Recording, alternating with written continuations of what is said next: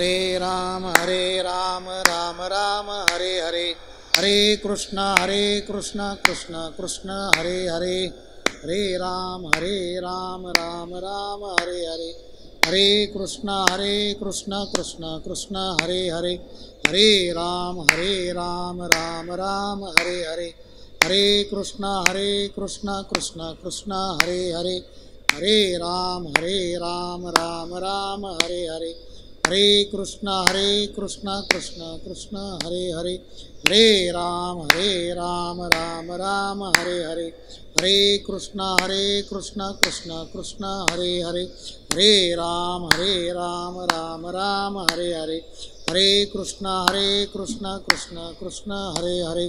पुंडलिका वरदे हरी विठ्ठल. श्री ज्ञानदेव तुकाराम पंढरीनाथ भगवान की जय. माऊली ज्ञानेश्वर महाराज की जय. जगद्गुरु तुकाराम महाराज की जय. शांति ब्रह्म श्री एकनाथ महाराज की जय. सब संतन की जय. बजरंग बली की जय. छत्रपति शिवाजी महाराज की जय. छत्रपति संभाजी महाराज की जय. रामकृष्ण हरी. सच्चिदानंद रूपाय विश्वोत्पत्त्यादि हेतवे तापत्रय विनाशाय श्रीकृष्णाय वयं नुमा. जयांचे केलिया स्मरण होय सकळ विद्यांचे अधिकरण, तेची वंदू श्रीचरण श्री गुरूंचे ते नमस्कारोनी आता. नमो ज्ञानेश्वरा नमो ज्ञानेश्वरा. निवृत्ती उदारा सोपान देवा. मुक्ताबाई नमो त्रिभुवन पावनी. आद्यत्रय जननी देवांची ये. मंगलम भगवान विष्णू मंगलम गरुडध्वजा मंगलम पुंडरीकाक्ष मंगलाय तनोहरी. या कुंदेन तुषारहार धवला, या शुभ्रवस्त्रामृता, या वीणावरदंडमंडितकरा, या श्वेतपद्मासना, या ब्रह्माच्युत शंकर प्रभुतिभिः देवे सरा वंदिती. सामां पातु सरस्वती भगवती निःशेषजाड्यापहा, निःशेषजाड्यापहा. नमो ज्ञानेश्वरा निष्कलंका. जयाची गीतेची वाचिता टीका, ज्ञान होय लोका अतिभाविका ग्रंथार्थिया. आता अभिनव वाग्विलासिनी, जे चातुर्य अर्थ कला कामिनी, ते शारदा विश्वमोहिनी नमिली लिया. वारकऱ्यांचं परमाराध्य दैवत पांडुरंग परमात्मा, संत हृदय सम्राट ज्ञानेश्वर माऊली, वैराग्य राग रसिक जगद्गुरु तुकोबाराय, महाराष्ट्रातील सकळ संतांची मांदियाळी, या सर्वांच्या चरणी नतमस्तक होऊन सेवेला या ठिकाणी सुरुवात करतो. मन हे धाले पूर्ण विठ्ठलची झाले, अंतर्बाह्य रंगुनी केले विठ्ठलची. विठ्ठल म्हणता हरले पाप, पदरी आले पुण्य माप, झाला दिनांचा मायबाप विठ्ठलची. विठ्ठल जयी स्थळी भरला, ठाव कोठे नाही उरला, आज म्या दृष्टीने पाहिला विठ्ठलची. ऐसा भाव धरुणी मनी, विठ्ठल आणिला निज ध्यानी, अखंड वदो माझी वाणी विठ्ठलची. तो हा चंद्रभागे तिरा, पुंडलिके दिदला थारा, बाप रखुमा देवी वरा, जडले पायी विठ्ठलची. चिंतनाला सुरुवात करण्यापूर्वी थोडासा परिहार देणं अत्यावश्यक आहे. सध्याचा करोनाचा काळ पाहता संत ज्ञानेश्वर देवस्थानने अंतरंगवारी हा उपक्रम सुरू केलेला आहे. आत्तापर्यंत आपण हजारो वर्षाची ही परंपरा असणारी ही वारी अखंडपणे पायी चालणारे अनेक वारकरी महाराष्ट्रामध्ये आहेत. पण ही वारी जी आत्तापर्यंतची होती ही देहाने केलेली वारी, त्याला आपण बहिरंग वारी असं म्हणू शकतो. परंतु या संकटाच्या मध्ये आत्ता जी सुरू आहे ती अंतरंग वारी आहे. आणि भगवंताच्या चिंतनाचा जो महत्त्वाचा विषय आहे तो थांबलेला नाही. पायीवारी काही कारणाने जरी आपल्याला स्थगित करावी लागलेली असली तरीसुद्धा अंतरंगवारी देवस्थानच्या कृपेने, माऊलींच्या कृपेने, देवस्थानच्या मदतीने आणि आपल्या सर्वांच्या कृपेने या ठिकाणी ती अंतरंगवारी सुरू आहे. या अंतरंगवारीमध्ये विठ्ठल आमुच्या जीवीचे जीवन या शीर्षकाखाली सुरू असलेला हा एक नामसप्ताह, ज्याच्यामध्ये आज तिसऱ्या दिवसाची सेवा माझ्या वाट्याला प्राप्त आलेली आहे. सर्वप्रथम देवस्थानचे आणि देवस्थानची जी डिजिटल टीम आहे त्या सर्वांना अभिवादन करून त्यांच्या चरणी नतमस्तक होऊन मी मला दिलेला जो अभंग आहे त्या अभंग चिंतनाला सुरुवात करतो. पुनश्च एकदा परमादरणीय गुरुवर्य डॉक्टर महाराज, परमादरणीय गुरुवर्य सुभाष महाराज गेठे आदी गुरुवर्यांच्या चरणी नतमस्तक होऊन त्यांच्याच कृपेने, माऊलींच्या कृपेने जो अभंग या ठिकाणी दिलेला अत्यंत पावन, अत्यंत गोड आणि अत्यंत चिंतनीय, वरवर पाहता एकदम सोपा, पण जेवढं आपण त्या अभंगाच्या अंतरंगामध्ये उतरू तेवढं त्या अभंगाची खोली आपल्याला जाणवेल. आणि या अभंगाचा हा विषय घेण्याचं महत्त्वाचं कारण ही जी अंतरंगवारी सुरू आहे, बहिरंगवारीमध्ये आनंदाची अनुभूती सर्व वारकरी घेत असतात, पण अंतरंगवारीमध्ये सुद्धा तितकेच आनंदाची अनुभूती आपण घेऊ शकतो आणि तेही कुठेही न जाता. म्हणजे आत्तापर्यंतचा आपला जो प्रवास होता तो बहिर्मुखतेकडे होता. आता हा आपला प्रवास जो आहे तो अंतर्मुखतेकडे या ठिकाणी सुरू झालेला आहे. आत्तापर्यंत आपण परमात्म्याला बाहेर शोधत होतो, परंतु माऊलींच्या या अभंगाच्या चिंतनाद्वारे परमात्मा जो आहे तो जळीस्थळी भरला, सगळीकडे तर आहेच आहे, परंतु तो सगळ्यात आधी आपल्या अंतःकरणात आहे. असा एक गोड विषय असलेला अभंग माऊलींनी या ठिकाणी आपल्या सर्व साधकांसाठी अभंग लिहिलेला आहे आणि त्या अभंगाचं चिंतन आपण या ठिकाणी करतो. आता हा अभंग जो आहे तो संत ज्ञानेश्वर महाराजांच्या गाथेतील आहे. बऱ्याच वेळेला गाथा म्हटलं की आपणाला एकच नाव पुढे येतं, ते म्हणजे जगद्गुरू तुकोबाराय. गाथाला पंचमवेद असं म्हटलेलं आहे, पण जगद्गुरू तुकोबारायांचा गाथा हा सर्वांना माहिती आहे, परंतु ज्ञानेश्वर माऊलींचा सुद्धा गाथा आहे. बऱ्याच जे नियमित चिंतक आहेत, साधक आहेत, त्यांना हे माहिती आहे, परंतु बऱ्याच वेळेला असं होतं की माऊलींचा गाथा आणि तो कसा काय, तो कुठे आहे. तर आजचा जो अभंग आहे तो माऊलींच्या गाथेमधून आपण घेतो आहे. माऊलींचं जे वाङ्मय आहे त्या वाङ्मयामध्ये, प्रत्येक वाङ्मयामध्ये कुठा ना कोणाशी तरी संवाद साधलेला आहे. तर आपण आपल्या सर्व वारकऱ्यांचा हृदयस्थ असणारा ग्रंथ, बऱ्याच साधकांचा पाठ असणारा ग्रंथ म्हणजे ज्ञानेश्वरी. या ज्ञानेश्वरीमध्ये ज्ञानोबारायांनी आपल्या श्रोतृवृंदांशी, श्रोत्यांशी संवाद साधलेला आहे. माऊलींचं जेवढं काही वाङ्मय आहे त्या वाङ्मयामध्ये आपण जर पाहिलं तर हा कोणाचा ना कोणाशी तरी संवाद आहे. मग आपण ज्ञानेश्वरीचं उदाहरण घेऊ. ज्ञानेश्वरी ही गीतेवरची टीका आहे, परंतु त्यामध्ये सुद्धा गीतेवरची टीका करता करता माऊलींनी आपल्या समोर असणाऱ्या श्रोत्यांशी संवाद साधलेला आहे आणि तो एक उच्चतम दर्जाचा संवाद आहे. आणि म्हणून जिथे जिथे संधी मिळेल, जिथे जिथे शक्य आहे, तिथे तिथे माऊली श्रोत्यांशी हितगुज करतात. आणि म्हणून डॉक्टर महाराज नेहमी म्हणतात की जर आपल्याला माऊलींना भेटायचं असेल तर समाधीवर डोकं ठेवलं तर माऊली आजही संजीवन समाधीमध्ये आहे. हे प्रवचन ज्या पवित्र अशा वायुमंडलामध्ये पुण्यश्लीला इंद्रायणीच्या तीरावरती सुरू आहे त्या ठिकाणी माऊलींच्या कणाकणात माऊली आहे. पण माऊलींना आपण जिथे आहे तिथे जर माऊलींना भेटायचं असेल तर ज्ञानेश्वरीमधली ज्ञानेश्वरी उघडावी आणि एक तरी ओवी अनुभवावी. एका एका ओवीमध्ये आपल्याला माऊलींना आपण भेटू शकतो, माऊलींशी आपण संवाद साधू शकतो. जर तुम्हाला असं वाटत असेल की आपल्याला तुकोबारायांची गळा भेट घ्यायची आहे तर गाथेतल्या प्रत्येक अभंगामध्ये तुकोबाराय आपल्याला भेटतील. या पद्धतीने ज्ञानेश्वरी जी आहे, या ज्ञानेश्वरीमध्ये या सगळ्या वेदांचं सार, उपनिषदांचं सार त्या ज्ञानेश्वरीत भरलेलं आहे. आणि अशी ज्ञानेश्वरी ही एक प्रकारे माऊलींनी श्रोत्यांशी साधलेला संवाद आहे. त्यानंतर आपण अमृतानुभव हा माऊलींचा दुसरा एक अद्वितीय ग्रंथ बघूया. त्यामध्ये माऊलींनी आत्म्याशी संवाद साधलेला आहे. ज्ञानेश्वरीमध्ये श्रोत्यांशी, अमृतानुभवामध्ये आत्म्याशी संवाद साधलेला आहे.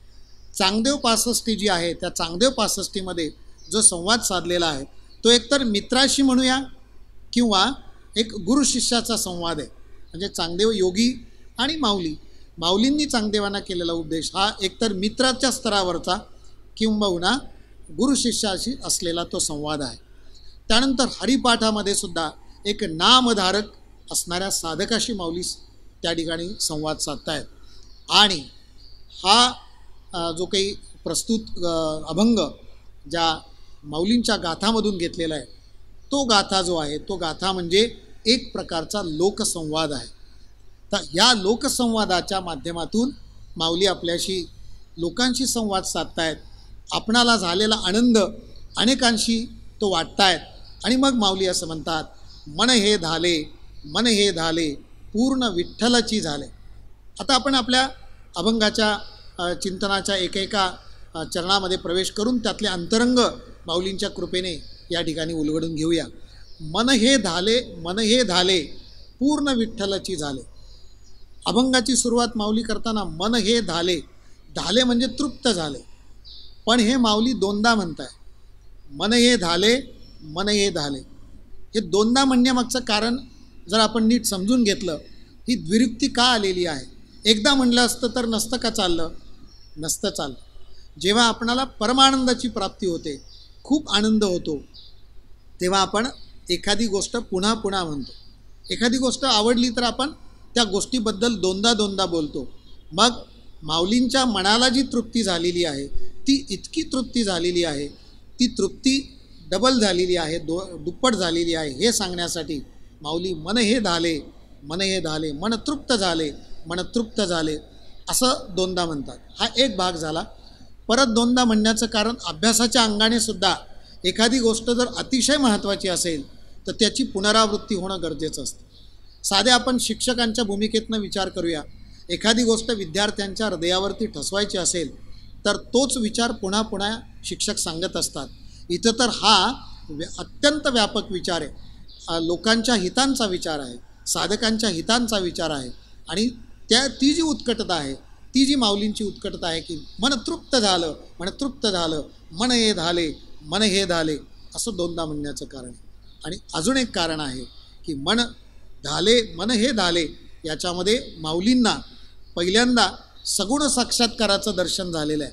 म्हणजे त्या पांडुरंग परमात्म्याला माऊली असे प्रत्यक्ष भेटलेले आहे आणि प्रत्यक्ष भेटीतून तो झालेला आनंद आहे. म्हणून एक प्रकारे आपण असं म्हणूया की तो सगुण साक्षात्काराचा आनंद आहे. आणि दुसरा जो आनंद आहे मन हे धाले, तो निर्गुण निराकाराचा साक्षात्कार आहे. तो ज्ञानाने झालेला साक्षात्कार आहे. आणि तो काय आहे तो आपण पुढील चरणात बघूया. परंतु पहिला साक्षात्कार, पहिलं मन हे झाले, मन हे तृप्त झाले, हे पहिलं म्हणजे एकदम समोरासमोर पांडुरंग परमात्मा माऊलींना भेटलेला आहे आणि मग मन हे तृप्त झाले, मन हे झाले. आणि दुसरा जो साक्षात्कार आहे तो आत्ताच्या काळामध्ये अत्यंत आवश्यक आहे. तो साक्षात्कार म्हणजे एक तत्त्वज्ञानाने साक्षात्कार, ज्ञानाने झालेला साक्षात्कार. आणि तो कसा करून घ्यायचा हेच माऊली पुढे सांगतात. वास्तविक पाहता संत जेव्हा ह्या पृथ्वी तलावरती अवतीर्ण होतात ना, त्याच्या अगोदर आपण एक बघूया, संत, मनुष्य आणि भगवान. तर मनुष्य जो आहे त्याला या ठिकाणी अवतार घ्यावाच लागतो. त्याचे काही कर्माचे भोग असतात, ते भोगण्यासाठी मनुष्याला चॉईस नाही आहे, त्याला आवड निवड नाही, त्याला त्याच्या कर्मधर्म संयोगाप्रमाणे त्याला या पृथ्वी तलावरती म्हणजे त्याला जन्माला यावं लागतं. भगवान परमात्मासुद्धा यदा यदाई धर्मस्य या भूमिकेतनं आपण जर पाहिलं गीतेत सांगितलेल्या, तर जेव्हा जेव्हा धर्माला ग्लानी येते, अधर्म माजला जातो, सज्जनांना कोणीतरी त्रास देतं आणि दुर्जनांचा त्या ठिकाणी मोठा उच्चाद ते मांडतात, अशा वेळेला सज्जनांच्या रक्षणांसाठी, दुर्जनांचा संहार करण्यासाठी भगवान परमात्म्याला अवतार घ्यावा लागतो. परंतु संत हे जे असतात ना, संत हे स्वेच्छेने पृथ्वी तलावरती अवतीर्ण होत असतात. त्यांना आणावं लागत नाही. त्यांना जेव्हा वाटेल तेव्हा ते येतात, जेव्हा नाही यायचं तेव्हा भगवान परमात्म्याने जरी सांगितलं तरी ते येणार नाही. पण संतांच्या अवतीर्ण होण्याचा एक मुख्य भाव जो आहे तो म्हणजे जगत कल्याणाचा आहे. ह्या विश्वामध्ये सर्वसामान्य जे साधक आहेत, सर्वसामान्य संसारामध्ये असणारे जे जीव आहेत, त्या जीवांच्या उद्धाराकरता, त्या जीवांना ज्ञानामृत देण्यासाठी संत या ठिकाणी पृथ्वी तलावरती अवतीर्ण होत असतात.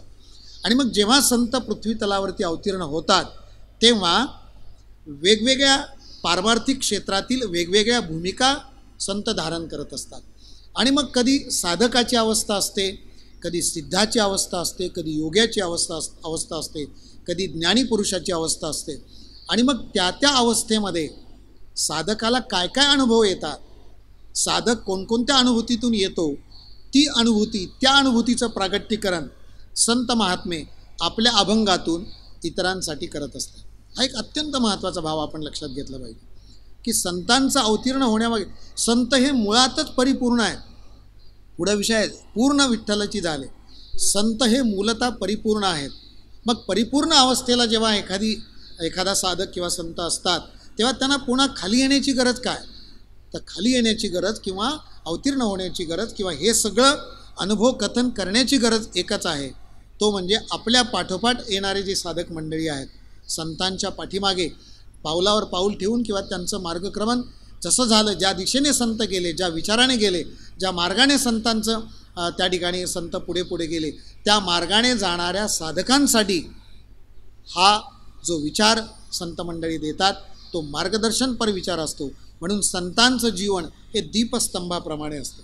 संत हे स्वतः परिपूर्ण असले तरी इतरांसाठी, या सर्वसामान्य जीवांसाठी त्यांना त्या ठिकाणी आचरण करून दाखवावं लागतं आणि मग ते आचरण करण्यामागची भूमिका पुन्हा जगत कल्याणाची आहे.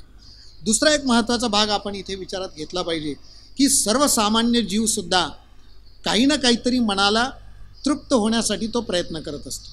सर्वसामान्य जीवालासुद्धा त्याच्या जीवनामध्ये काहीतरी अतृप्तता आहे, अशांती आहे, असमाधान आहे आणि मग ती अशांती, ती असमाधान त्याच्यातून सुरू होतो एक तृप्तीचा प्रवास, एक परिपूर्णतेचा प्रवास.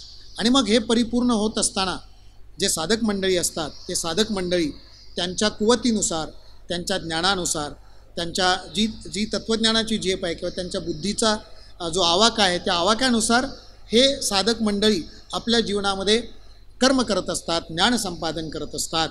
आणि हे कर्म करताना, हे ज्ञान संपादन करत असताना त्यांच्या जीवनातलं अंतिम ध्येय हेच असतं, ते म्हणजे परिपूर्ण अवस्था, ते म्हणजे परमात्मा स्वरूपाला जाणणं, ते म्हणजे परमात्मा स्वरूप होणं. वास्तविक परमात्मा स्वरूपच आपण असतो, परंतु ते जाणणं आणि ते समजून घेणं हा जो काही प्रवास आहे हेच अंतिम ध्येय साधकाचं त्या ठिकाणी असतं. आणि म्हणून संत मंडळी जेव्हा हा विचार साधकांसाठी मांडतात तेव्हा साधकांसाठी हा विचार म्हणजे एक दीपस्तंभाप्रमाणे किंवा देहडीचा दिवा ज्याला आपण म्हणतो, उंबऱ्यामध्ये ठेवलेला दिवा जो आतही प्रकाश देतो आणि बाहेरही प्रकाश देतो, अशा दिव्याप्रमाणे संत विचाराचं काम त्या ठिकाणी चालू असतं. आता एक मुद्दा आपण या ठिकाणी लक्षात घेतला पाहिजे की मन हे धाले पूर्ण विठ्ठलाची झाले, अंतर्बाह्य रंगुनी गेले विठ्ठलाची. आता हे परिपूर्ण अवस्थेला संत मंडळी जेव्हा पोचतात, त्या पोचल्यानंतर त्यांचं मन हे तृप्त झालेलं आहे, अतिशय परिपूर्ण झालेलं आहे. आणि का मन तृप्त होण्याचं कारण काय? तर मन तृप्त होण्याचं कारण पूर्ण विठ्ठलाची झाले. आता इथं धाले हा जो शब्द आहे तो ज्ञानेश्वरीमध्ये पूर्णता जेवणी धाले असा, जे ज्ञान गंगे नहाले, जेव्हा जिथे पूर्णत्व आहे, तृप्ती आहे, समाधान आहे. आणि समाधान साधंसुद्धा नाही, समाधान हे उच्च कोटीचं समाधान आहे. आपण सुद्धा व्यवहारामध्ये काही समाधान किंवा तृप्ती करण्याचा प्रयत्न करत असतो, पण अज्ञानी जीव जो आहे ना, आपल्यासारखा अज्ञानी जीव जो आहे ना, त्याला विषयांच्याद्वारे तो तृप्ती प्राप्त करण्याचा प्रयत्न करतो, परंतु विषयांच्याद्वारे तृप्ती कधीही प्राप्त होत नाही. विषयांच्याद्वारे झालेली जी तृप्ती आहे ही तृप्ती एक प्रकारे मर्यादित स्वरूपाची आहे. एक प्रकारे त्या तृप्तीला मर्यादा आहे, ज्या तृप्तीमध्ये परिपूर्णता नाही. आणि परिपूर्णता नसलेल्या ह्या तृप्तीमध्ये बऱ्याच वेळेला असं होतं साधकांच्या जीवनामध्ये की ती तृप्ती तात्पुरत्या स्वरूपाची आहे, ज्या तृप्तीमध्ये पूर्णता समाधान नाही. आणि अशा पूर्ण समाधान ज्या वेळेला त्यांना नसतं त्यावेळेला ती तृप्ती अपुरी राहते. आणि या तृप्तीला ह्या साधक दशेमध्ये सांकुशा, या आपण शास्त्र भाषेमध्ये जर त्याला म्हटलं तर त्याला सांकुशा तृप्ती असं म्हणतात. आपण जे साधक मंडळी आहेत ज्यांनी पंचदशीचा अभ्यास केलेला आहे त्याच्यामध्ये तृप्तीदीप प्रकरण आलेलं आहे. त्या तृप्तीदीप प्रकरणामध्ये सांकुशा तृप्ती आणि निरंकुशा तृप्ती अशा पद्धतीचा विचार आलेला आहे. तर ही जी माऊलींना झालेली जी तृप्ती आहे ती तृप्ती निरंकुशा तृप्ती आहे. आणि सर्वसामान्य साधकाला जी तृप्ती झालेली असते ती सांकुशा तृप्ती असते, ज्याच्यामध्ये विषयांच्याद्वारे जी तृप्ती ज्याला आपण म्हणतो ती क्षणभंगूर आहे, त्याच्यामध्ये कुठल्याही प्रकारचं परिपूर्णता नसते. आणि काही मंडळी मग जी आहे, आणि मला सांगा विषयांच्यामुळे जी तृप्ती झालेली आहे ती तृप्ती परिपूर्ण कशी असू शकेल? तुम्ही एखादा पेढा खाल्ला तर पेढा खाल्ल्याने काही तुमचं आयुष्यभराचं पोट भरणार नाही आहे, पण जर का तुम्ही विठ्ठलाचं दर्शन घेतलं, आत्मस्वरूपाला जाणलं तर ती जी तुमची ज्ञानाची जी जी समाधानाची वृत्ती आहे ती अगदी उच्च कोटीची असते. त्यामुळे अज्ञानी मनुष्याप्रमाणे आपण विषयामध्ये तृप्ती शोधू नये. काही माणसं ह्या अज्ञानी जीवांच्यापेक्षा आणखी थोडीशी ती काय करतात, यज्ञ वगैरे कर्म करतात आणि मग स्वर्गाची प्राप्ती करण्याचा किंवा स्वर्गप्राप्ती हे त्यांच्या जीवनाचं एखाद्या वेळेला ध्येय असू शकतं. पण स्वर्गाचं जे ध्येय आहे ते सुद्धा किंवा ते जे पुण्य आहे ते सुद्धा एका ठराविक मर्यादेपर्यंतच आहे. माऊली असं म्हणतात, मग तया पुण्याची पावटी सरे, सवेची इंद्रपणाची उटी उतरे, आणि येऊ लागती माघारे मृत्यूलोका. म्हणजे सामान्य जीवापेक्षा सामान्य जीव जी विषयामध्ये तृप्ती शोधत असतो ती विषयातली तृप्ती तर परिपूर्ण तृप्ती नाहीच, परंतु आपण असं समजूया की आणखी थोडेसे ज्ञानी मंडळी आहेत आणि ही ज्ञानी मंडळी काय करतात तर यज्ञाधिक कर्म करतात. पण यज्ञाधिक कर्म करूनसुद्धा काय होते तर स्वर्गाची प्राप्ती होते. मग ही स्वर्गाची प्राप्ती ही कायमस्वरूपी तुम्हाला आहे का तर नाही. तर माऊली असं म्हणतात की जेव्हा तुमच्या पुण्याचं माप त्या ठिकाणी कमी कमी होतं तेव्हा इंद्रपदाचं सुद्धा तुम्हाला त्या ठिकाणी इंद्रपदसुद्धा सोडावं लागतं आणि तुम्हाला पुन्हा मृत्यूलोकामध्ये यावं लागतं. म्हणजे इथे ही जी तृप्ती आहे ही तृप्तीसुद्धा पूर्णतः व्यापक स्वरूपाची किंवा अंतिम ज्याला आपण म्हणू की अशा पद्धतीची तृप्ती नाही, ही सुद्धा सांकुशा तृप्ती आहे. परंतु ज्ञानदेवांना या ठिकाणी जी तृप्ती आहे ती तृप्ती निरंकुशा तृप्ती आहे, ज्या तृप्तीमध्ये एक कायमस्वरूपीचं समाधान आहे. आता विषयांच्या सेवनामुळे कोणी तृप्त झालाय का? माऊलीच असं म्हणतात, विषय सेविता कोण तृप्त झाला. उलट विषयांच्याद्वारे जेव्हा तुम्ही एखादं हे करता, इंधने निमाला अग्नी कोठे, इंधनाने कुठे अग्नी त्या ठिकाणी शमणार आहे का? इंधनाच्या त्या ठिकाणी इंधन टाकत गेलं तर अग्नी कुठे थांबणार आहे का? तर थांबणार नाही. तसं विषयातली जी तृप्ती आहे ही विषयातली तृप्ती तुम्हाला पूर्णतः तृप्ती जी माऊलींना तृप्ती अभिप्रेत आहे ते समाधान विषयांच्याद्वारे त्या ठिकाणी होत नसतं. मग ह्या तृप्तीचं अंततोगत्व असं स्थान काय आहे किंवा अंतिम ध्येय काय आहे तर परमात्म्याचं दर्शन. आणि मग परमात्म्याचं दर्शन झाल्यावर मिळणारा जो तृप्तीचा ढेकर आहे ना, तो तृप्तीचा ढेकर या ठिकाणी माऊली या अभंगाच्या अनुवादाद्वारे करतात. मन हे झाले पूर्ण विठ्ठलाची झाले. आता ह्या पद्धतीचं पुन्हा मी मगाशी सांगितलं की दोन प्रकारे 2 वेळा म्हटलं आहे. तर एकतर हे जीवनमुक्तीचं सुख आहे, म्हणजे पहिल्यांदा जी पूर्ण तृप्ती आहे ते जीवन मुक्तीचं सुख आहे, आणि दुसरं जी तृप्ती आहे दुसऱ्यांदा जे म्हटलेलं आहे ते विदेह कैवल्याची ती तृप्ती आहे. आणि म्हणून माऊलींचं धाले हे शब्द ज्या अनेक वेळेला त्या ठिकाणी येत असतात त्यामध्ये कैसे माझ्या गुणी धाले किंवा मगाशी सांगितलं तसं कैसे माझ्या गुणी धाले देशकाला ते विसरले, असं आत्मतुष्टी आत्मतृप्ती आत्मरती झाल्यानंतर विषयांच्या तृप्तीची आवश्यकता त्या ठिकाणी राहत नाही.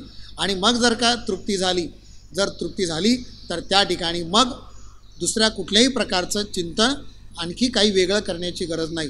जसं आपलं पोट भरल्यानंतर पुन्हा स्वयंपाकाची जुळवाजुळव आपल्याला करावा लागत नाही. तर हा जो माऊलींना झालेला एक मोठा साक्षात्कार म्हणूया, निर्गुण निराकाराचा सगुण साक्षात्कार जो झालेला आहे, त्यामुळं माऊली मन हे धाले असं 2दा म्हणतात. आणि पूर्ण विठ्ठलाची झाले. माऊली हे पूर्ण विठ्ठल स्वरूप झाले. माऊली आणि विठ्ठल भगवान परमात्मा हे मुळात वेगळे नव्हतेच, फक्त आपल्यासाठी भक्तांसाठी द्वैतात आले आणि तो भक्तीचा सोहळा आपणाला दाखवला. आणि आता मात्र माऊली त्या ठिकाणी पूर्ण विठ्ठलाची झालेली आहे. म्हणून पहिल्या चरणाचा आपण जर विचार केला तर मन हे धाले पूर्ण विठ्ठलाची झाले. पूर्ण अवस्थेला स्वस्वरूपाला मुळात हा जो अभंग आहे हा अभंग ज्ञानेश्वर महाराजांच्या अभंग गाथातला आहे आणि तो अभंग स्वरूप स्थिती सांगणारा आहे.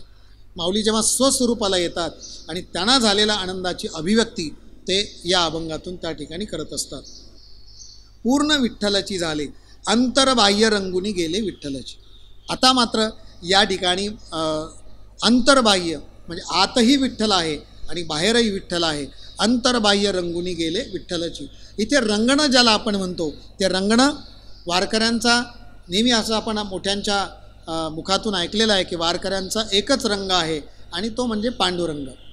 पांडुरंग शब्दशः अर्थ घेतला तर पांडुरंग या शब्दाचा अर्थ आहे शुभ्र, परंतु हे तर सावळं परब्रह्म आहे. मग सावळं परब्रह्म जे आहे त्या सावळ्या परब्रह्माला या ठिकाणी पांडुरंग असं नाव का पडलं असेल, तर गोड चिंतन ग्रंथामध्ये आलेलं आहे. जेव्हा भगवान परमात्मा गोपाल, गोनाम इंद्रिय, पाल म्हणजे या इंद्रियावरती या ठिकाणी संयमन करणाऱ्या अशा गोपाल, आणि खऱ्या अर्थानं गायींचं पालन करणाऱ्या अशा गोपालांना घेऊन, गाई गुरांना घेऊन जेव्हा भगवान परमात्मा परत येत असतात, तेव्हा गोरज ज्याला आपण म्हणतो, गायींच्या पावलांची धूळ असेल, गोपालांच्या पावलांची धूळ असेल, त्या धुळीमुळे हे सावळे परब्रह्म, हा सावळा असणारा विठुराया, सावळे गोपाल कृष्ण हे त्या धुळीने त्या ठिकाणी माखलेले आहेत. आणि या धुळीमुळं त्या ठिकाणी एक प्रकारे शुभ्रवर्ण पांडुरंग परमात्म्याला त्या ठिकाणी प्राप्त झालेला आहे. आणि म्हणून त्या ठिकाणी अंतर्बाह्य रंगुनी गेले विठ्ठलाची. आता यातला अजून एक भाव आपण थोडासा लक्षात घ्यायचा. 5 चरणाचा हा अभंग आहे आणि 5 चरणामध्ये माऊलींनी जवळजवळ 9 वेळा प्रत्येक चरणात 2दा विठ्ठलाची असा शब्दप्रयोग केलेला आहे. म्हणजे हा अभंग सांगणारा जो वक्ता आहे, वक्त्याच्या तोंडून जेव्हा हा अभंग बाहेर पडेल किंवा श्रोत्यांच्या कानावरती पडेल, तेव्हासुद्धा विठ्ठल विठ्ठल हा जो नामस्मरण आहे ते नामस्मरण सातत्यानं व्हावं. आणि म्हणून मग अंतर्बाह्य ज्याला रंगणं आपण म्हणतो, ते वारीला गेलेले जी मंडळी असतात त्यांना अंतर्बाह्य रंगणं काय असतं हे आपल्याला त्या ठिकाणी आढळून येईल. तर अंतर्बाह्य रंगुणी गेले विठ्ठलाची. आता दुसऱ्या चरणामध्ये माऊली असं म्हणतात, विठ्ठल म्हणता हरले पाप, पदरी आले पुण्यमाप.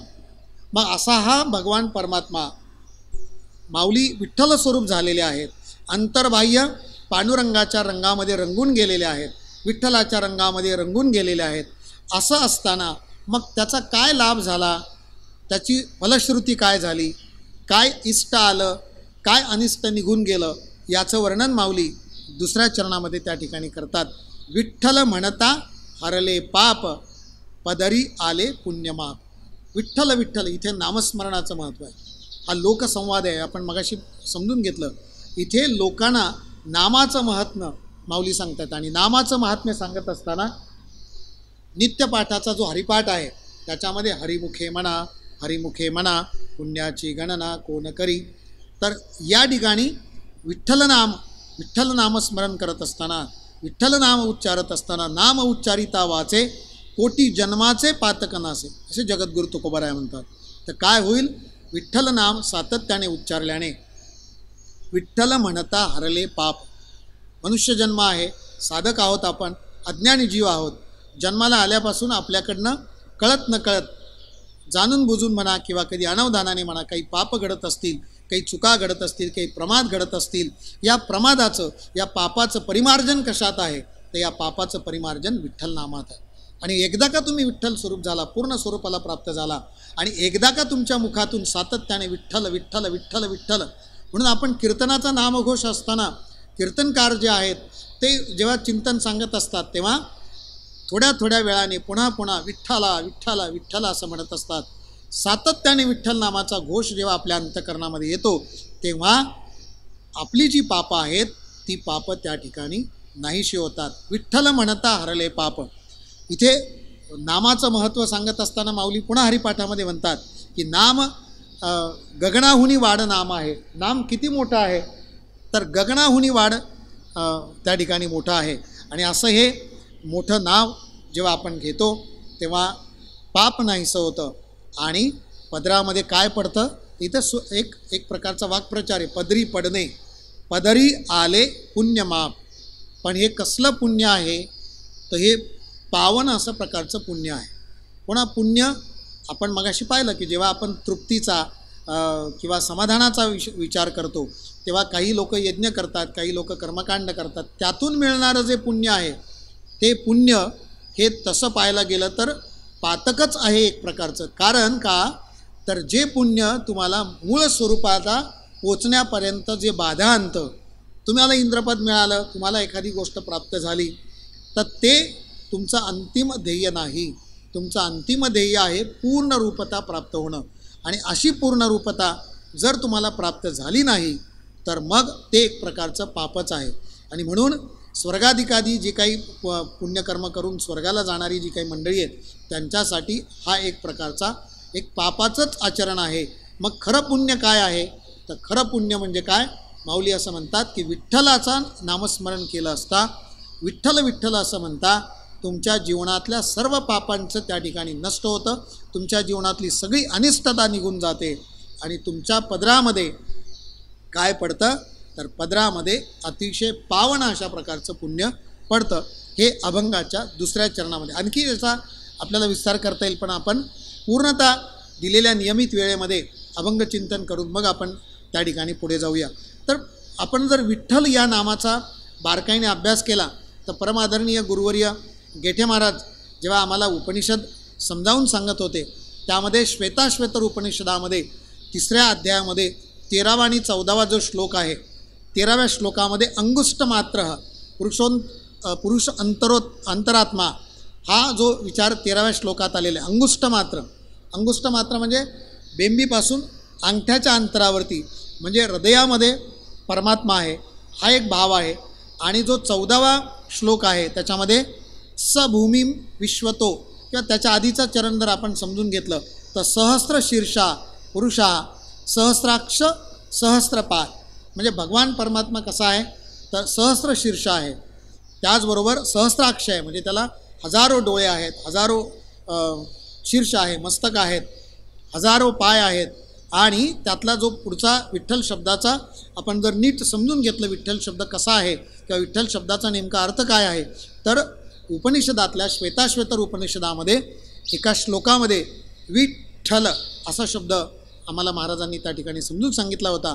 त्यामध्ये स भूमी विश्वतो, यामधला विश्वतोमधला वी, त्यानंतर वृत्वात्य तिष्ठत यातला ठ, तिष्ठत जो शब्द आहे त्यातला ठ, आणि दशांगुलम यातला ल, अशा पद्धतीने पुढे जो विचार येणार आहे तर विठ्ठल हा शब्द जो तयार झालेला आहे त्यामध्ये वी म्हणजे विश्वतो हो, वी विश्वतो, त्यानंतर तिष्ठत मधला ठ आणि त्यानंतर दशांगुलम मधला ल, असा हा जो विठ्ठल शब्द तयार झालेला आहे. असा विठ्ठल, अशा अर्थाने विठ्ठल म्हटलं, किंवा अगदी आत्ता आधुनिक काळामध्ये जर विचार केला किंवा वैद्यकीय क्षेत्राचा जरी विचार केला तरी वैद्यकीय शास्त्रसुद्धा हे प्रमाणाने सिद्ध करतं की जेव्हा तुम्ही विठ्ठल असं म्हणता तेव्हा तुमच्या श्वासावरती तुमच्या किंवा हृदयातल्या ज्या काही तुमच्या रक्तवाहिन्यामध्ये जो काही अडथळा आहे, रक्तवाहिन्यामध्ये असणारा जो प्रतिबंध आहे तो विठ्ठल नामाने सुद्धा दूर होऊ शकतो. हे काही शास्त्रज्ञांनी, काही डॉक्टरांनी त्यांच्या हृदय रुग्णांच्यावरती प्रयोग करून सुद्धा हे सिद्ध केलेलं आहे. मग हे जर लौकिकातलं पाप नाहीसं होत असेल, लौकिकातल्या रक्तातल्या गुठळ्या जर निघून जात असतील तर पारलौकिक जे सुख आहे ते पारलौकिक सुख म्हणजे तुमच्या जीवनातलं सगळं अनिष्ट निघून जाणार आणि अतिशय पावन पुण्य तुम्हाला त्या ठिकाणी प्राप्त होणार. त्यानंतर माऊली असं म्हणतात, झाला दिनाचा मायबाप विठ्ठलची. आता हा जो विठ्ठल आहे तो कोण आहे तर दिनांचा मायबाप आहे. इथे दीन हा जो शब्द आहे तो दीन म्हणजे गरीब असा अर्थ घ्यायचा नाही, दीन म्हणजे रंक असा अर्थ घ्यायचा नाही, दीन म्हणजे दुबळा असा अर्थ घ्यायचा नाही. तर इथं दीन या शब्दाचा अर्थ आहे लीन, नम्र. जो नम्र आहे, जो पांडुरंग परमात्म्याच्या कायम चरणाजवळ आहे, जो अत्यंत नम्रतेने आपल्या व्यवहारामध्ये जीवनामध्ये व्यवहार करत असतो, असा जो दीन आहे त्या दिनांचा मायबाप त्या ठिकाणी विठ्ठल आहे. मग दिनांचा मायबाप विठ्ठल असं म्हणण्यामागे आणखी माऊलींची काय भूमिका आहे? मायबाप हा शब्द का आला असेल तर पहिली गोष्ट, हे जे विश्व आहे हे विश्व भगवान परमात्म्याच्याच लीलेने हे विश्व जे भासतं, जे नाही आहे विश्व ॲक्च्युली प्रत्यक्षात हे जगत नाही आहे, परंतु जे आपल्या प्रतीतीला जगत येतं ते सुद्धा भगवान परमात्मा आणि प्रकृतीच्या संयोगाने तयार झालेलं आहे. म्हणजे तिथे भगवान परमात्मा हा बाप आहे आणि प्रकृती एक प्रकारे जननी स्वरूप जर आपण मानलं तर त्या अर्थाने विठ्ठल मायबाप आहे. दुसरा अर्थ जर आपण घेतला तर आईबाप जशी आपली काळजी घेतात, आपल्या जन्म देणारे आईबाप जशी आपली काळजी घेतात आणि आपल्या जीवनात आलेल्या दुःखाची निवृत्ती करतात, आपल्या जीवनामध्ये जे काही सुखाची प्राप्ती झालेली आहे ती सुखाची प्राप्ती मायबापांच्याच मुळे त्या ठिकाणी झालेली असते. म्हणूनही विठ्ठलाला मायबाप. आणि संपूर्ण वारकरी संप्रदाय जो आहे ते सगळा वारकरी संप्रदाय विठ्ठलाला मायबाप त्या ठिकाणी संबोधत असतात. झाला दिनाचा मायबाप विठ्ठलाची. नारद भक्तिसूत्रामध्ये दिन या शब्दाचा त्या ठिकाणी उल्लेख आलेला आहे. तर तो 27वं सूत्र असं आहे की ईश्वराच्या संदर्भामध्ये अभिमान द्वेषित्वात, म्हणजे अभिमानी जो आहे, जो साधक किंवा जो कोणी भक्त ज्याला जर अभिमान झाला तर त्या ठिकाणी द्वेषित्वात, आणि दैन्य प्रियत्वाच, म्हणजे दीन किंवा दुबळा किंवा साधा असा गरीब अशा अर्थाने नाही, तो नम्र. आणि आपण पाहतो डॉक्टर महाराजांच्या मुखातून बऱ्याच वेळा ऐकलेलं आहे, डॉक्टर महाराजांच्या आजूबाजूला जी मंडळी आहेत ती अत्यंत नम्र आहेत, आणि नम्रता हाच त्यांचा एक मोठा गुण आहे. आणि म्हणून भगवंताच्या चरणाजवळ जाताना, सद्गुरूंच्या चरणाजवळ जाताना जेवढे तुम्ही दीन होता, जेवढे तुम्ही नम्र होतात, तेवढे भगवंताला प्रिय होता.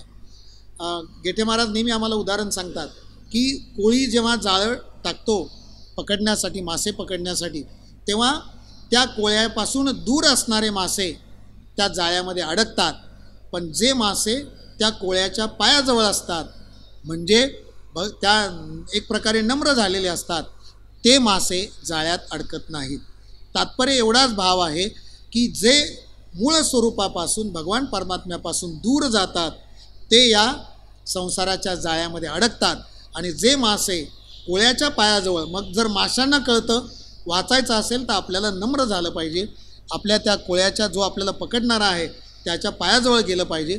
मग पायाजवळ राहण्याने जर का तुमचं हित होणार असेल तर नम्रता ही जीवनामध्ये कायमस्वरूपी पाहिजे. आणि असा जो नम्र आहे, असा जो दीन आहे, त्या दिनांचा मायबाप कोण आहे तर भगवान परमात्मा आहे. अजून एक उदाहरण आपण या ठिकाणी घेऊया की जातं पूर्वीच्या वेळेला आपल्याला माहिती आहे, त्या जात्यामध्ये खाली एक पाळी आहे, वरती एक पाळी आहे, आणि त्याच्यावरती दळण दळून त्या ठिकाणी पूर्ण त्या धान्याचं पीठ झालेलं असतं. तर ही कलिकाळाच्या पात्यामध्ये हा जो जीवात्मा आहे, हा जो जीव आहे, तो त्याच्यामध्ये भरडून जातो आणि त्याचं त्या ठिकाणी पूर्णतः पीठ होतं. परंतु याच्यामध्ये सुद्धा कोण टिकून राहतो तर आपण जातं ज्याला माहिती आहे त्याने सगळं दळण दळून झाल्यानंतर ती गृहिणी, ती माता जेव्हा ते वरचं पातं काढते तेव्हा मध्ये एक खुंटा असतो, त्या खुंट्याच्या भोवती काही गहू किंवा काही धान्य शिल्लक राहतं.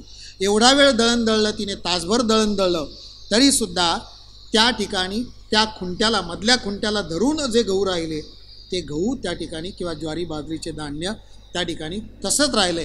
हे धान्य का राहिलं तर ते मूळ स्वरूपाला धरून राहिले, ते भगवंताला शरण गेले. तो खुंटा जो आहे तो अध्यात्माचा खुंटा आहे, तो खुंटा जो आहे तो विठ्ठलाचा खुंटा आहे, जो खुंटा आहे तो विठ्ठल नामस्मरणाचा खुंटा आहे. आणि म्हणून त्या खुंट्याला, नामस्मरणाला धरून जे चिकटून राहिले, मूळ स्वरूपाला धरून जे चिकटून राहिले, जे स्वस्वरूपाला समजून ज्यांनी घेतलं, मग अशा कळी काळामध्ये त्यांचं पीठ झालं नाही तर त्या ठिकाणी ते टिकून राहिलं.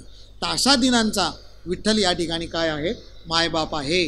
आणि मग जगद्गुरू तुकोबराय एके ठिकाणी म्हणतात की नको चिंता करू वस्त्रा या पोटाची, माऊली आमची पांडुरंग.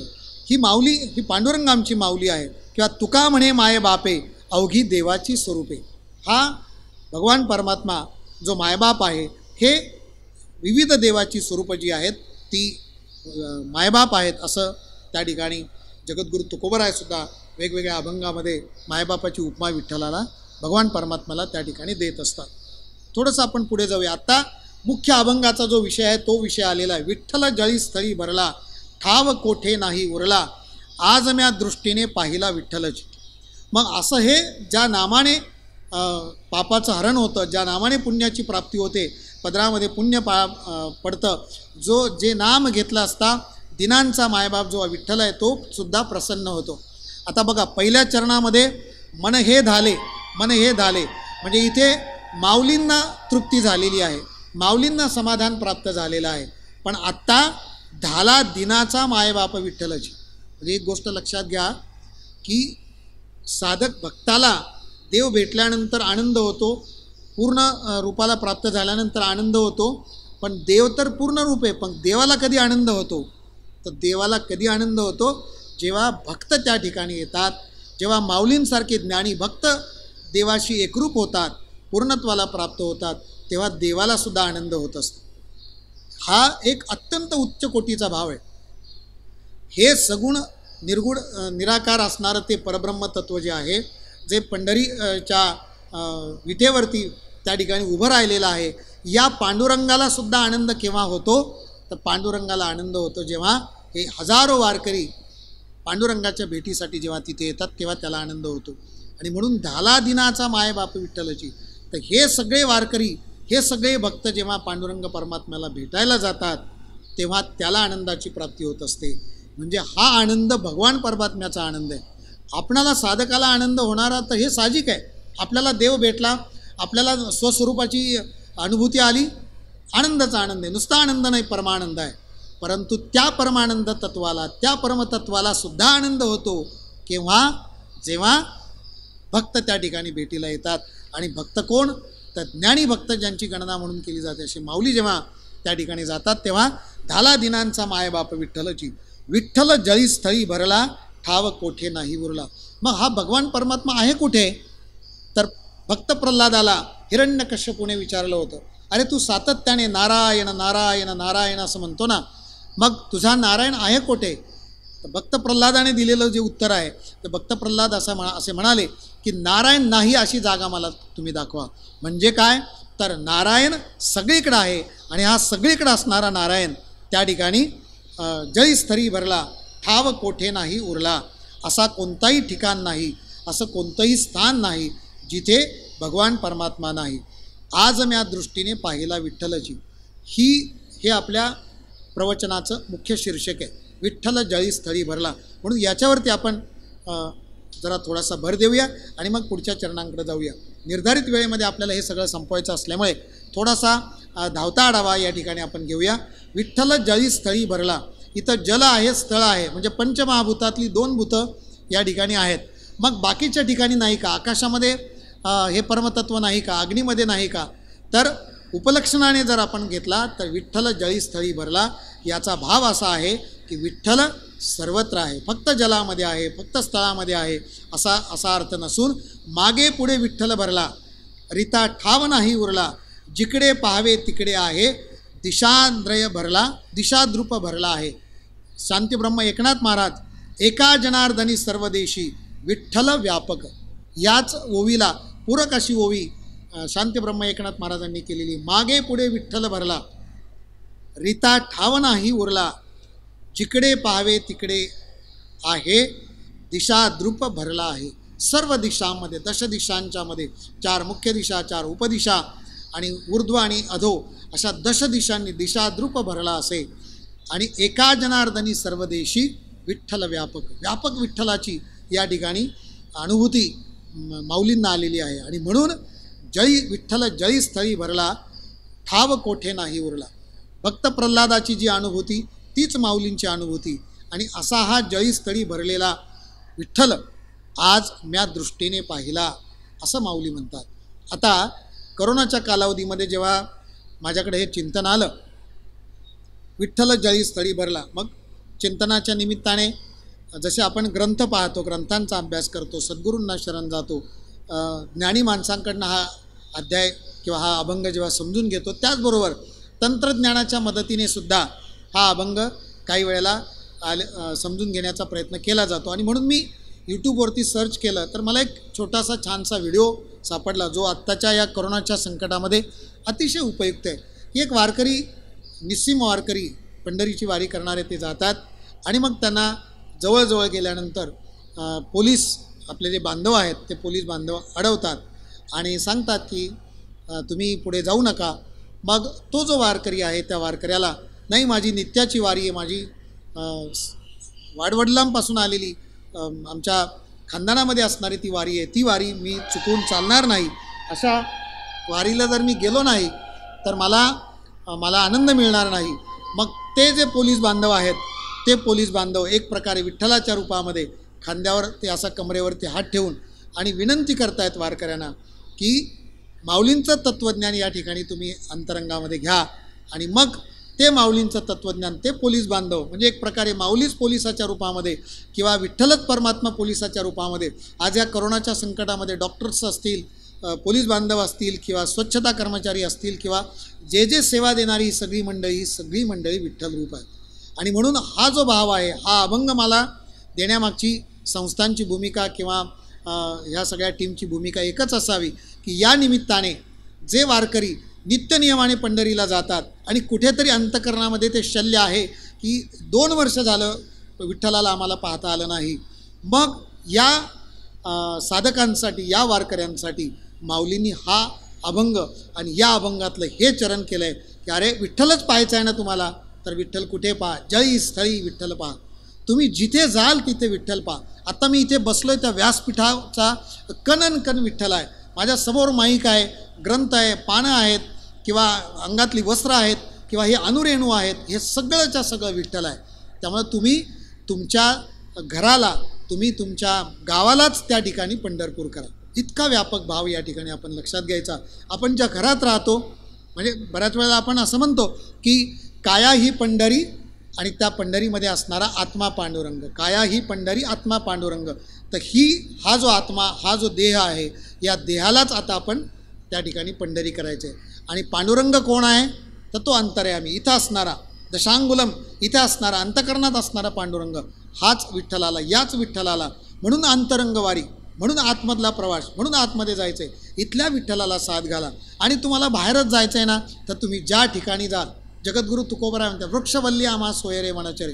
हे वृक्ष, वल्ली, हे चर अचर, हे सगळं जे जगत आपल्याला जे भासतं आहे, वास्तविक हे जगत नाही, पण जे काय भासतं आहे त्या कणाकणामध्ये पांडुरंग परमात्मा भरलेला आहे. हा व्यापक भाव जर आपण लक्षात घेतला तर मग आपल्याला जी रुखरुख लागलेली आहे की 2 वर्ष झालं ते सावळं परब्रह्म, ते चंद्रभागेच्या तीरावरती उभा असणारं ते पांडुरंग परमात्म्याचं दर्शन आम्हाला झालेलं नाही आहे. तर त्या दर्शनाची खंत हा अभंग आपण वारंवार म्हणावा. या अभंगाचं हे चरण अंतःकरणात साठवून घ्यावं. आणि काय चरण आहे ते?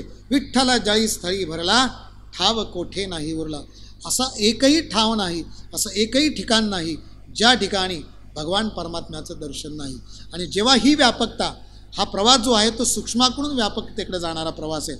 असं हे जळी स्थळी काष्टी पाषाणी भरलेलं हे जे व्यापक तत्व आहे, हे व्यापक तत्व पुन्हा त्या ठिकाणी जळी स्थळी काष्टी पाषाणी ऐसी वदी लोकवाणी, ऐसी वदे लोकवाणी, तेने विन रीता प्राणी एकही नाही. रामदास स्वामींचं हे वचन आहे. जळचरास जैसे जळ सभा या भ्यांतरी. पाण्यामधल्या जळचराला जसं आतही पाणी आणि बाहेरही पाणी, सर्वत्र पाणीच पाणी असतं, तसं जळी स्थळी काष्टी पाषाणी सर्वत्र काय आहे? विठ्ठल परमात्मा भरून पावलेला आहे. एकनाथ महाराज सुद्धा असं म्हणतात, चिंतने प्रल्हाद तारीला, जळी स्थळी सांभाळीला. चिंतनाने त्या ठिकाणी प्रल्हादाला तारलेला आहे आणि जळी स्थळी त्या ठिकाणी सांभाळलेला आहे. त्यानंतर जगद्गुरू तुकोबराय सुद्धा म्हणतात, ऐसा ज्याचा अनुभव, या अनुभवाला आपण आलं पाहिजे. ऐसा ज्याचा अनुभव विश्वदेव सत्यत्वे, देवतया जवळी असे पापनासे दर्शने. कुणाजवळ देव आहे? ज्याचा असा अनुभव आहे विश्वदेव सत्यत्वे. आणि माऊलींचा अनुभव आहे, हे विश्वची माझे घर, ऐसी मती जयाची स्थिर, किंबहुना चराचरा आपण झाला. हे विश्वच घर आहे. जर हे विश्व जर घर असेल ना, तर भारत हे देवघर आहे. आणि भारत हे जर देवघर असेल तर ही अलंकापुरी त्या देवघरातलं निरांजन आहे. आणि त्या निरांजनातली ती प्रकाशमय ज्योत म्हणजे ही संजीवन समाधी आहे. असा भाव जर आपण केला तर त्या ठिकाणी देवतयाजवळी असे, देव त्याच्याच जवळ आहे, पाप नासे दर्शने, आणि त्याच्या दर्शनाने त्या ठिकाणी पाप नाहीसं होणारे. असे अनेक प्रमाणं आपल्याला या ठिकाणी देता येईल. परंतु आपला वेळ आता संपत आलेला असल्याने अजून 2 चरणं आपल्याला घ्यायची आहेत. त्या चरणांचा आपण आढावा घेऊया. आणि हा जो काही भाव विठ्ठल जळी स्थळी भरला, एक पुन्हा लक्षात घ्यायचं आहे. माझ्या ह्या प्रवचनामध्ये विठ्ठल नामाचं वारंवार चिंतन येतं आहे. ह्या शब्दाचा काही अभंगामध्ये ध्रुवपद पुन्हा त्याची दृढता येण्यासाठी, विठ्ठल जळी स्थळी भरला, ठाव कोठे नाही उरला, आज म्या दृष्टीने पाहिला विठ्ठलची. मी ते सगुण रूप, ते सावळ परब्रह्म विटेवरती मी पाहिलेलं आहे. आणि हे चर्मचक्षुने पाहिले. 2 भाव लक्षात घ्यायचे. चर्मचक्षुने पाहिलं, हे जे डोळे आहेत त्या डोळ्यांनी ते परमतत्व पाहिलेलं आहे.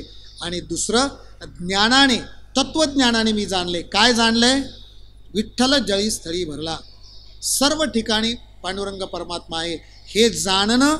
आणि हे जाणणं हे सुद्धा विठ्ठल परमात्म्याचं दर्शन आहे. म्हणजे आपण सुरुवातीला पाहिलं ना की एक निर्गुण निराकाराचाही त्या ठिकाणी साक्षात्कार आहे आणि सगुण रूपाचाही त्या ठिकाणी साक्षात्कार आहे. ऐसा म्या दृष्टीने पाहिला विठ्ठलची, ऐसा भाव धरुणी मनी, विठ्ठल आणला निज ध्यानी.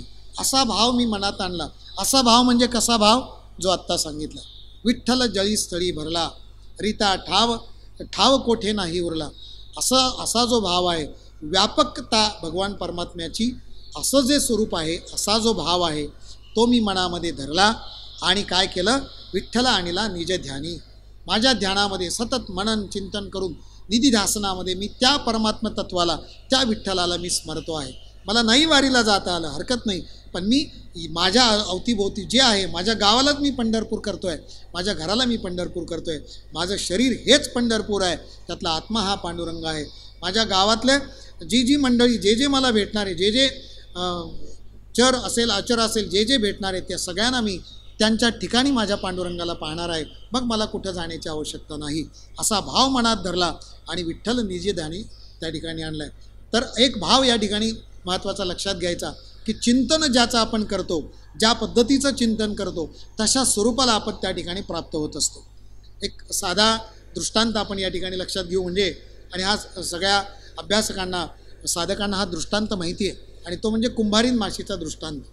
भगवान दत्तात्रेयांनी जे 24 गुरु केले त्याच्यामध्ये एक गुरु ही कुंभारीन माशी आहे. तर ती कुंभारीन माशी काय करत असते, एका आळीला पकडून आणत असते, आणि आळीला पकडून आणून ती त्या तिचं जे काही घर आहे त्याच्यात ठेवते, आणि ती त्या आळीला दंश करत असते, आणि दंश केल्यामुळे त्या आळीला खूप वेदना होतात. आणि मग ती आळी जेव्हा ती कुंभारीन माशी समोर असते तेव्हा तर तिला एक प्रकारे तिची भीती असते आणि एक ध्यास असतो. कुंभारीन माशी आली, ती मला आता दंश करेल, कुंभारीन माशी आता आली, मला ती दंश करेल. आणि कुंभारीन माशी नसली तरीसुद्धा तिला असं वाटतं कधीतरी येईल आणि मला दंश करून जाईल. तर ही जी आळी आहे, ही आळी केवळ भीतीने, केवळ चिंतनाने नंतर ती आळी त्या ठिकाणी कुंभारीन माशी होत असते. हा जीवशास्त्रातला एक अलौकिक अनुभव आहे. म्हणजे कोणताही जीव जेव्हा दुसऱ्या जीवाला जन्माला घालतो तेव्हा त्याचे काही DNA वगैरे काही संक्रमित होत असतात.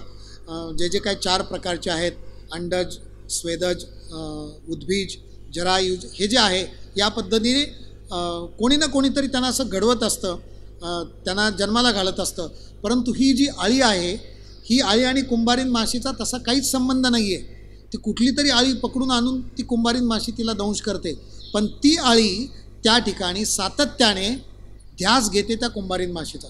हे भीतीपोटी करते बरं, पण भीतीपोटी कुंभारीन माशीचा ध्यास घेऊन ही आळी जर का पुन्हा पुढच्या जीवनामध्ये किंवा पुढच्या टप्प्यामध्ये आळी कुंभारीन माशी होत असेल तर आपण, आपलं मूळ स्वरूप तर ते पूर्ण स्वरूप आहे, आपण जर त्या स्वरूपाचा ध्यास केला, आपण जर सातत्याने भगवान परमात्म्याचं चिंतन केलं, विठ्ठलाचं चिंतन केलं, तर आपण नाही का विठ्ठल स्वरूप होणार? नक्कीच होणार. जर ती आळी कुंभारीन माशीच्या स्वरूपाला प्राप्त होते तर आपण जे आपलं मूळ स्वरूप आहे त्या मूळ स्वरूपाच्या चिंतनाने, विठ्ठल नामाने का बरं त्या ठिकाणी त्या स्वरूपाला प्राप्त होणार नाही? नक्की आपण प्राप्त होऊया. ऐसा भाव धरुणी म्हणी विठ्ठल आणिला निज ध्यानी, अखंड वदो माझी वाणी विठ्ठलची. माऊली असं म्हणतायत की माझ्या वाणीमधून अखंडपणे विठ्ठलाचं नामस्मरण घडो. इथं अखंड भाव का म्हटलं आहे याच्यावरती आपण चिंतन करू आणि पुढे लगेच जाऊया. अखंड या शब्दाचा अर्थ, जेव्हा आम्ही नामस्मरण करतो, जेव्हा एखादी साधना करतो, तेव्हा त्याच्यामध्ये कुठल्याच प्रकारचा विक्षेप येता कामा नये, कुठल्याच प्रकारची प्रतिबंध येता कामा नये. म्हणून अखंड, अखंड याचा अर्थ जागृती, स्वप्न, सुषुप्ती. जागृतीमध्ये विठ्ठल नाम घेणं सोपं आहे. आता मी जागृतीमध्ये प्रवचन करतो आहे, सातत्याने विठ्ठलाचा जयघोष चालला आहे, ही विनेकरी आहेत, त्या विनेच्या ताऱ्याबरोबरती रामकृष्णारी असा जप चालू आहे, हे सगळं आहे. पण झोपल्यावर आहे का? सुषुप्तीमध्ये आहे का? तर झोपल्यावर सुद्धा किंवा जागृतीमध्ये, स्वप्नामध्ये, सुषुप्तीमध्ये सुद्धा अखंड विठ्ठलाचं नामचिंतन माझ्याकडून घडो अशी माऊली प्रार्थना करतात. आणि सुषुप्तीमध्ये सुद्धा भगवान परमात्म्याचं नाव घेणारा भक्त शिरोमणी भक्तराज अर्जुन आपल्याला सगळ्यांना माहिती आहे. भक्तराज अर्जुन झोपले असता त्या ठिकाणी सुषुप्ती अवस्थेमध्ये सुद्धा रोमरोमामधून भगवान कृष्णाचं नाव, श्रीकृष्ण कृष्ण कृष्ण कृष्ण असं नामस्मरण त्या ठिकाणी चाललेलं आहे. अशा पद्धतीचं अखंड नाम माझ्या वाणीमधून त्या ठिकाणी बाहेर येवो. अर्ध्या मिनिटातला एक दृष्टांत तो सांगतो आणि लगेच पुढे जातो. शांतीब्रह्म एकनाथ महाराज आपल्याकडं प्रवचनाला यावे म्हणून ते प्रयत्न करतात. बऱ्याच वेळेला ते लोकांना म्हणतात तुम्ही प्रवचनाला या, मी तुम्हाला साखर पावशेर तूप देईल, साखर देईल. तरीसुद्धा एक जो दुकानदार आहे तो एकनाथ महाराजांच्या त्या ठिकाणी प्रवचनाला येत नाही आणि महाराज त्यांच्याकडे जातात आणि का हो तुम्ही येत नाही, कीर्तनाला येत नाही? ते म्हणाले मला वेळच नसतो. म्हणले तुला वेळ कधी असतो? म्हणले मी कायम दुकानात असतो, मला फक्त आंघोळ करताना वेळ असतो. बरं मग आंघोळ करताना वेळ असतो ना, मग मी त्यावेळेला येऊ का? तर ते म्हणलं या, हरकत नाही. मग नाथ महाराज त्या साधकाच्या घरी त्याच्या हितासाठी, बघा येतो कळवळा ज्याला आपण म्हणतो ना, बुडते हे जन न देखवे डोळा, हे त्याचं अधपतन नाथबाबांना त्या ठिकाणी पाहवत नाही आणि म्हणून ते येतात आणि काय करतात तर त्याला आंघोळ करताना पहिला तांब्या टाकला हे आंघोळ घालतात आणि मग विष्णू सहस्त्रनामातले एक एक नाम त्याच्याकडनं करून घेतात, स्मरण करून घेतात. आज एक नाव, उद्या पहिला तांब्या टाकलं की पहिलं नाव आणि दुसरं नाव, असं विष्णू सहस्त्रनाम त्या साधकाकडनं शांती ब्रह्म एकनाथ महाराज करून घेतात, त्याच्या घरी जाऊन करून घेतात. आणि असं म्हणतात की जेव्हा त्या साधकाचं देहावसान झालं, तो मृत्यू पावला आणि मृत्यू पावल्यानंतर जेव्हा पहिल्यांदा आपल्या हिंदू धर्मामध्ये आंघोळ घातली जाते, तेव्हा पहिला तांब्या मृत्यू पावल्यानंतर पहिला तांब्या आंघोळीचा अंतिम स्नानाचा पहिला तांब्या जेव्हा त्याच्या मस्तकावरती टाकला ना, तेव्हा त्या मृत शरीरामधून सुद्धा त्या ठिकाणी विष्णू सहस्त्रनाम सुरू झालं. हे अखंड नाम, अशा पद्धतीचं देह गेला तरीसुद्धा अखंड वदो माझी वाणी विठ्ठलाची, माझ्या वाणीमध्ये सातत्याने विठ्ठलाचंच नामस्मरण असो. जगद्गुरु तुकोबराय म्हणतात, घेई घेई माझे वाचे गोड नाम विठोबाचे, तुम्ही ऐका रे कान माझ्या विठोबाचे गुण, डोळे तुम्ही घ्या रे सुख पहा विठोबाचे मुख. ह्या प्रत्येक अवयवाचं एकमेव काम आहे आणि ते काम म्हणजे डोळ्याने विठ्ठलाचं रूप पाहावं, कानाने विठ्ठल नाम ऐकावं, मुखाने विठ्ठल नाम घ्यावं, पावलं चालावी तर ती पंढरीच्या दिशेने चालावी. भले आत्ता 2 वर्ष नाही चालता आली तरी जिथे ज्या ठिकाणी जाल तो विठ्ठलच आहे असा भाव त्या ठिकाणी ठेवावा. आणि मग तो हा चंद्रभागे तिरी, अंतिम चरणाकडे आपण येतोय, तो हा चंद्रभागे तिरा पुंडलिके दिदला तारा, तो थारा, तो म्हणजे दूरदर्शक सर्वनाम आहे, हा म्हणजे समीपदर्शक सर्वनाम आहे.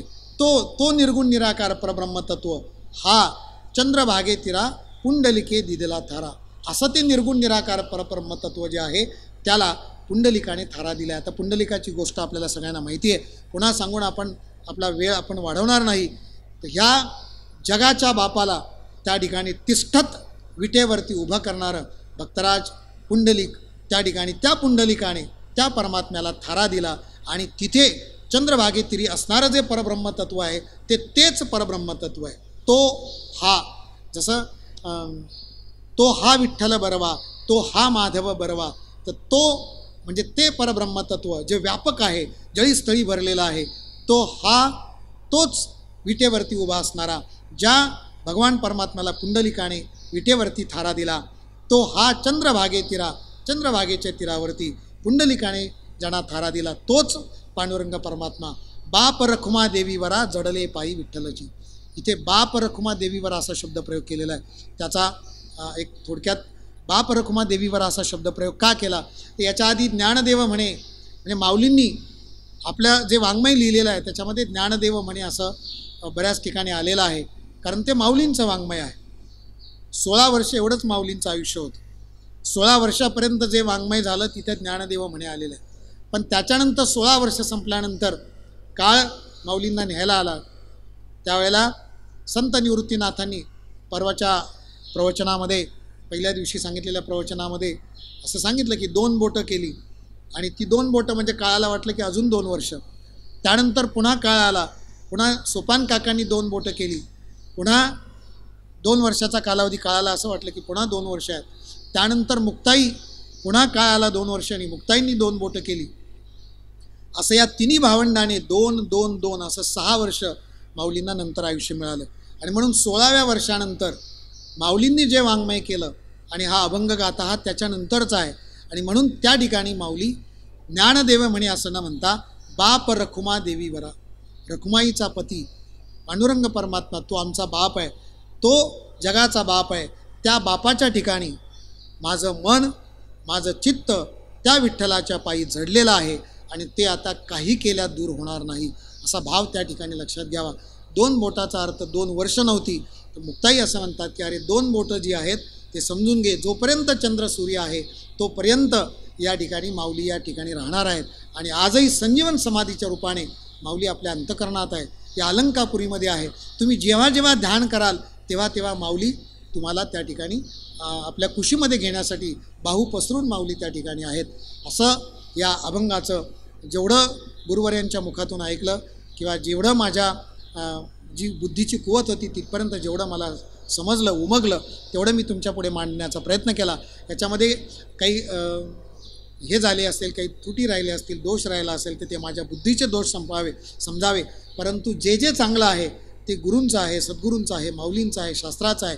शास्त्रसंवादी जे जे आहे ते सगळं त्यांचं आहे. आणि याच्यातलं जे काही चुकलेलं असेल, काही शब्द मागे पुढे झाले असतील तर ते मला परत करा. पुन्हा दुरुस्त करून मी या ठिकाणी माऊलींच्या चरणावरती पुन्हा नतमस्तक होईल. इथं मन हे धाले दोनदा म्हटलं आहे. ही माऊलींची अनुभूती आहे. माझीसुद्धा अनुभूती याच प्रकारची आहे. या करोनाच्या कालावधीमध्ये माऊलींच्या पालखीचं प्रस्थान होत असताना देवस्थानमधून आमच्या अजित यांनी मला फोन केला, सर तुम्हाला यावं लागेल किंवा तुम्ही याल का? तर माऊलींच्या दर्शनासाठी कोण नाही म्हणणार हो. आणि म्हणून प्रस्थानाच्या वेळेला ते प्रस्थानाचं लाईव्ह दर्शन असताना एक समालोचन करण्याचं देवस्थानने सगळे देवस्थानची जी मंडळी त्यांनी मला सेवा दिली. म्हणून तेव्हा एक माझं मन झालं आणि तेव्हा मन झालं हे नक्की झालं. परंतु पुन्हा 2 दिवसांनी पुण्याला आणि माऊलींच्या संजीवन समाधीसमोर तुम्हाला प्रवचन द्यायचं आहे, प्रवचन सेवा द्यायची आहे. आणि मग तर काय पुन्हा मन हे झाले अशी अनुभूती माझीसुद्धा आहे. माऊलींची अनुभूती ही व्यापक स्वरूपाची आहे, समष्टीच्या स्तरावरती आहे, माझी व्यष्टीच्या स्तरावरती आहे. माझंसुद्धा मन हे झाले आणि पूर्ण विठ्ठलाची झाले. ह्या जन्मामध्ये मनुष्य जन्मामध्ये येऊन सार्थक झालं. आता आणखी मागणे काहीच नाही, पांडुरंगाकडं मागणं काही नाही, माऊलींकडं मागणं काही नाही. हे जे आहे ते सर्व आपलंच आहे, आपलीच देणगी आहे आणि आपलंच आपणाला त्या ठिकाणी ज्योतीने केलेली तेजाची आरती आहे. हा जीवात्मा मरणाच्या एक क्षण अगोदर ही अनुभूती यावी आणि विठ्ठलाचं व्यापक तत्त्व कळावं हीच माऊलींच्या चरणी प्रार्थना करतो. आणि विठ्ठल जळी स्थळी भरला, ठावरिता कोठे नाही उरला, ठाव कोठे नाही उरला. विठ्ठल विठ्ठल विठ्ठल असा विठ्ठल आज मी दृष्टीने पाहिला, असा तुमच्या माझ्या अंतकरणामध्ये तो भाव निर्माण हो, अशीच माऊलींच्या चरणी पांडुरंगाच्या चरणी प्रार्थना करतो आणि सेवेला पूर्णविराम देतो. विठ्ठला विठ्ठला विठ्ठला विठ्ठल. पुंडलिकावरदे विठ्ठल. श्री ज्ञानदेव तुकाराम पंढरीनाथ भगवान की जय. माऊली ज्ञानेश्वर महाराज की जय. जगद्गुरु तुकाराम महाराज की जय. शांती ब्रह्म एकनाथ महाराज की जय. श्री गुरुदेव दत्त.